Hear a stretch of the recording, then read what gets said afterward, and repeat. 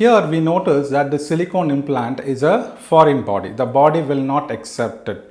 For that purpose, so what happens even after placing this breast? You think that even after surgery, a reconstructive surgery, you think the patient will not have a problem? No, not at all. There will be again so much of complications after placing this device. There might be leaking of the device, there might be displacement causing excessive pain, causing scarring or contracture, capsular contracture. As it is a foreign body, what happens? The body produces a kind of an inflammatory reaction around the silicone, and this causes an inflammatory capsule. Patient has much pain after placement of the breast, and they come back to the physician office for removal of this, for treatment of this condition. So the doctor notices that there is a capsular contracture. What he does is he just gives a surgical cut. Again, a session is being scheduled where the patient will undergo a surgery in which the capsule is being cut. It's called capsulotomy.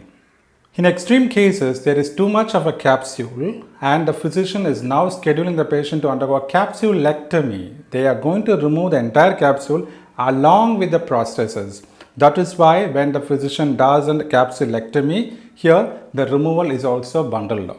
Fine. In a capsulotomy, only the capsule is addressed, no removal of capsule or the implant, whereas in a capsulectomy, capsule is removed along with the implant.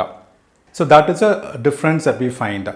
So there are also alternative methods like lattissimus dorsi flap, or they might place a transverse rectus abdominis muscle flap. So for all those we have different codes like 19367. After all this placement, everything, again the patient might come for some alteration, like they still have pain.